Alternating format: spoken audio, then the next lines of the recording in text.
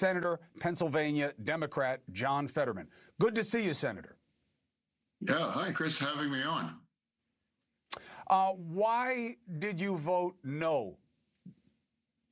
Well, I voted for that, and I would like to remind everybody that President Trump had they had negotiating for months. They tried to just they tried to avert this. This wasn't like they just decide. They were negotiating, and Iran just refused to move off the very firm red lines. And now I think every single member of the Senate, that would be 100 out of 100, would say we would never allow Iran to acquire a nuclear weapon. And now that's happened here. Now it seems like now that's going to be impossible for Iran at this point. And now, can't we all agree that one of the most sadistic and evil leaders in the world has been eliminated? And then that's also, I think that's a good thing too. In fact, some of my colleagues were willing to say, I won't grieve over that. Well, I think it's just better to just say, yes, I think it's better that he's dead now. So with these two significant things, that's happened. I think it's entirely appropriate to say, I think that's a good thing. I don't have to agree with a lot of these things necessarily, but I think overall, if you really want to make sure they don't have a nuclear weapon, or are you really willing to just agree that someone decided to do those things? And also, Iran has been one of the world's premier terrorism underwriter. Now, they were behind 10/7. This goes all the way back. They killed nearly 250 Marines back in 1984. So, I mean, there's a lot of American blood on their hands, and they were given a chance at the end to finally negotiate, to just give up their nuclear ambitions and also the other missile technology that they were building up. And that's where it is. Right. I remind your party that in 2008, Hillary Clinton, running for president, used the word obliterate in answer to my question that I asked her at ABC News about what is your posture towards Iran? And she said, hey, if they get nuclear capabilities or they try to attack Israel or the region, we will obliterate them. Nobody said anything to her at the time. Yeah, thank you for reminding that, Chris. Yeah. I mean, thank you for bringing that up. That's exactly. This is not a crazy, to support this. I think it's a good thing to acknowledge that. And like you reminded, it's like the Democrats, we used to be that way. And now today, like if you really, where your vote should be, it's like firmly with our military and our nation and with Israel and the IDF, or, that a country that just 2 weeks ago executed tens and tens of thousands of other young people there. So it's like, here we are. And now, like, if you really take global security seriously, it's a tremendous development. And now there could be actual real peace now. So yeah. Couple points of pushback. One, who knows where it goes, which is what my first question is. How you do it matters.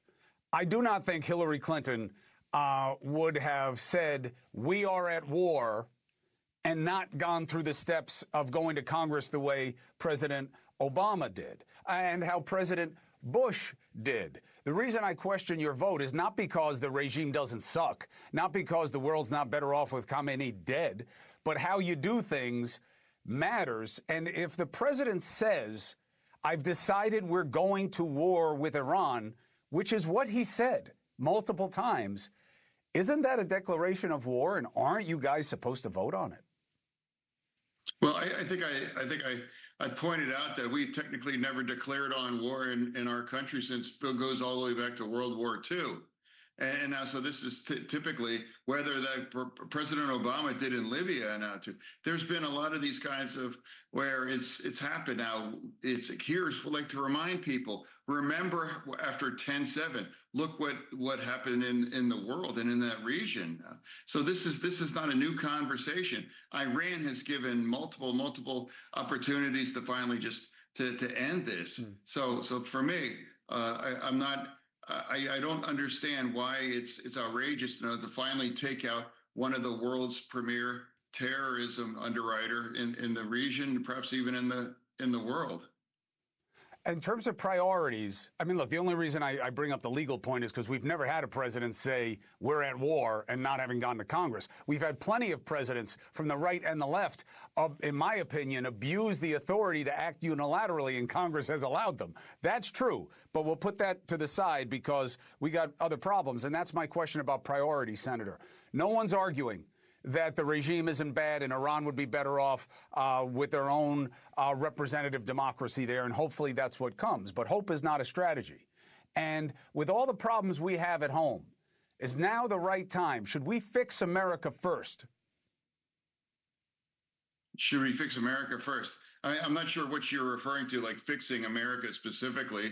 You know, I think affordability, health care, the problems with the economy, the problems with our immigration enforcement. We have a lot of big issues going on here right now.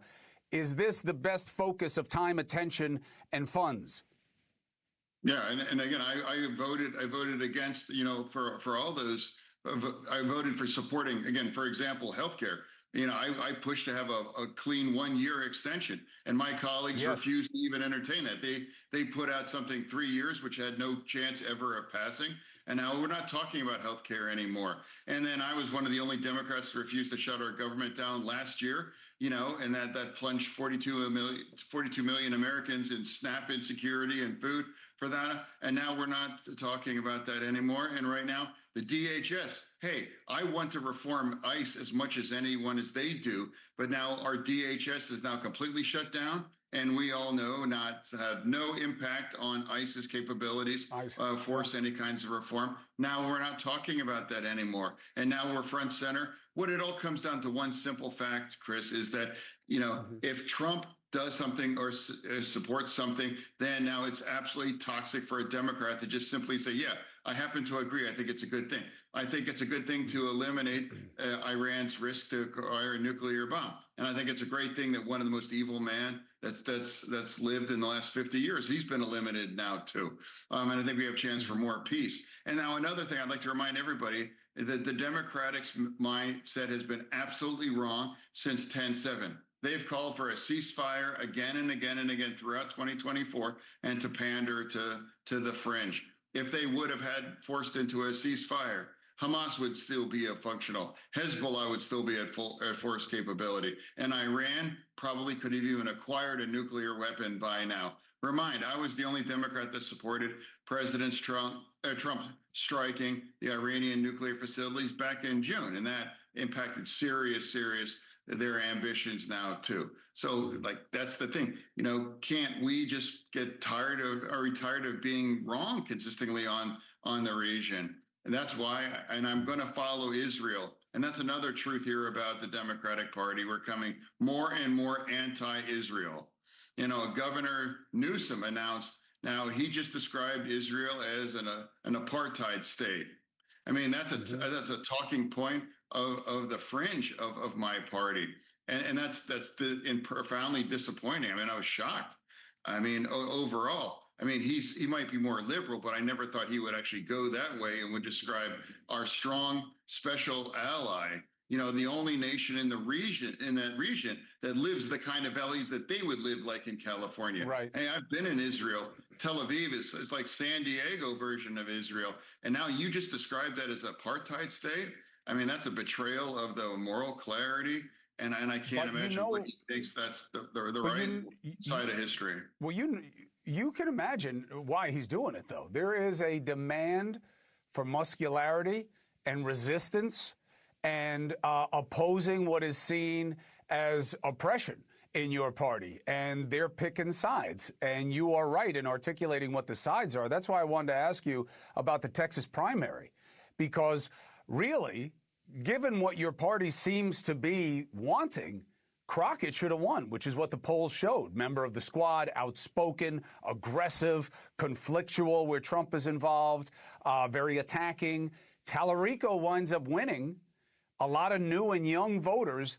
What mission, you know who he is and you know where he comes from. I mean, he's a very old school Christian Democrat, even though he's a young man. Do you think this is a sign that your party may not have settled yet on what it wants to be? Well, what I will say is that now I've seen that people are putting out now. The Democrats actually have maybe, I think they put it at 45% chance of rejoining as the majority status in 26. And if they do, that means we would be at 51-49, and that would put me at the cusp. You know, I would be 51 to make that part of that. And I would like to remind people that I was the only Democrat that flipped a red seat. Don't Democrats need to flip red don't they have to flip red seats? And I've done Yes. that. And you know what's increasingly more, you're you're not allowed to have different views. I thought we were supposed to be a big tent party. Well, you know, like I think I vote 92% Democrat, you know, but it's like I happen to believe that it was the right thing to make sure Iran never acquires a nuclear weapon and other things. I think it's wrong to shut our government down. I think it's wrong to plunge 42 million Americans, you know, into SNAP insecurity. So I don't understand it. You know, we're cheering, oh, that we want to flip those red seats. Well, here's the guy that actually done that, and now mathematically makes it possible, depending on how well 26 means, that we could regain the majority. Do you think that your positions and your independent thinking is making you vulnerable for your own seat in Pennsylvania? That's the thing, you know, Chris. It's like that. I've never poll tested things. I just think it's like I follow what is. I'm always I'm gonna do the right thing. The moral clarities. I'm gonna always pick country over party for all of those things. So for people now, it's like, could Texas flip? You know, is it going to be a guy like Talaraco that could do that? Sure, he might be the guy that could do that. But you know, and the other people that could too. You know, Roy Cooper. You know, he happens to be in the 70s. He's an old guy. I thought now Democrats are discovering that old people are unacceptable. You know, and you know what we've discovered now as a Democrat. You're getting increasingly more not allowed to be very proud to support Israel, but it's okay if you have a Nazi tattoo on your chest.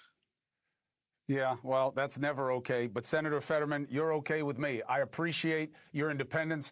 It's a good thing you're a big man because you got a lot on your shoulders. So thank you for making the case here, Senator. You're always welcome to do so. Okay. All right. Thank you. Thank you for watching. Subscribe below and download our NewsNation app right now on your phone, and you will get fact-based, unbiased news for all Americans.